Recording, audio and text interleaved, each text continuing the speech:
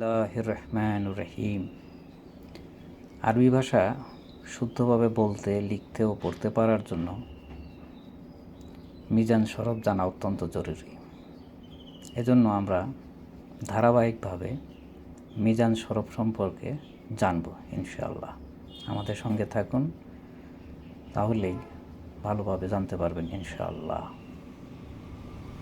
বিসমিল্লাহির রহমানির রহিম। আলহামদুলিল্লাহ রাব্বিল আলামিন।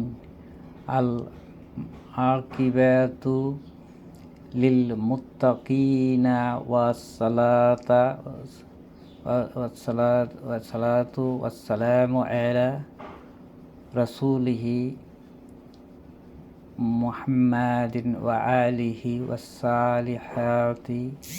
সমস্ত প্রশংসা বিশ্ব জগতের প্রতিপালকের আল্লাহ তাআলার জন্য এবং পরকাল কল্যাণ মুত্তাকিদের জন্য। আর সালাত ও সালাম বর্ষিত হোক আল্লাহ তাআলা রাসূল হযরত মুহাম্মদ সাল্লাল্লাহু আলাইহি সাল্লামের এবং তার পরিবারবর্গ ও সাহাবায়ে কেরামদের উপর। মিজানুস সরফ। ইলমুস সরফ এর সংজ্ঞা, আলোচ্য বিষয় ও উদ্দেশ্য। আসুন একে একে জানি। ইলমুস সরফ এর সংজ্ঞা। সরফ শব্দের অর্থ সারফুন শব্দের অর্থ ঘুরানো, ফেরানো, পরিবর্তন হওয়া, রূপান্তর করা ইত্যাদি। যেহেতু ইলমুস সরফের মধ্যেও শব্দের পরিবর্তনের নিয়ম নিয়ে আলোচনা হয়, সেজন্য এই শাস্ত্রকে ইলমুস সরফ বলে নামকরণ করা হয়েছে। সরফের শাব্দিক বা পারিভাষিক অর্থ: যে শাস্ত্র শিক্ষা করলে শব্দ গঠন ও পরিবর্তনের নিয়ম জানা যায় তাকে আমরা ইলমুস সরফ বলি।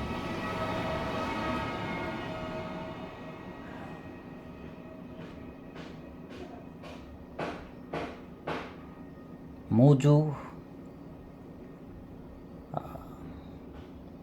বা আলোচ্য বিষয়। আরবি ভাষায় শব্দাবলী ইলমে সরফ এর আলোচ্য বিষয়।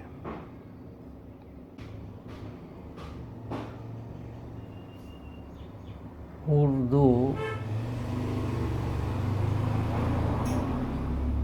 বা উদ্দেশ্য। আরবি ভাষার শাব্দিক ভুলভ্রান্তি হতে মস্তিষ্ককে রক্ষা করা হলো এর মূল উদ্দেশ্য।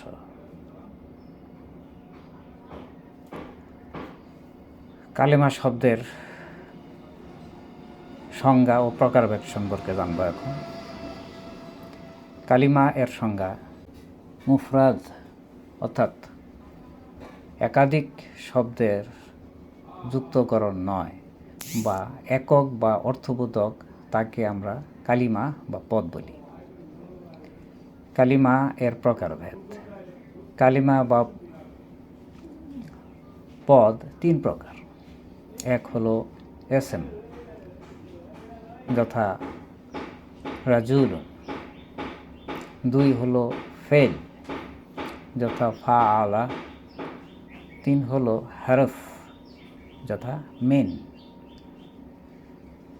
এসেম ওই কালেমাকে বলে যা অন্য শব্দের সাহায্য ছাড়াই নিজের অর্থ বোঝার এবং তার অর্থের মধ্যে অতীত, বর্তমান বা ভবিষ্যৎ কালেমাসমূহের কোনো কাল পাওয়া যায় না। যেমন রাজুল একজন পুরুষকে বোঝায়। ফেইল ওই কালেমাকে বোঝায় বা বলে যা অন্য শব্দের সাহায্য ছাড়া নিজের অর্থ বোঝায় এবং তার অর্থের মধ্যে তিন কালের কোনো একটি কাল পাওয়া যায়। যেমন সে প্রহার করলো, যাকে আমরা বলি দারাবা। দারাবা বা সে প্রহার করলো। হরফ ওই কালেমাকে বলে, বা অন্য কালেমা বা শব্দের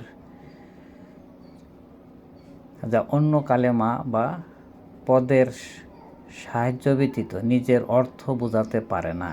যেমন মিন অর্থ থেকে বা হতে, কিন্তু কোথা থেকে যদি বলা হয় মিন ফেনি, তাহলে বোঝা যায় এটা ফেনি থেকে।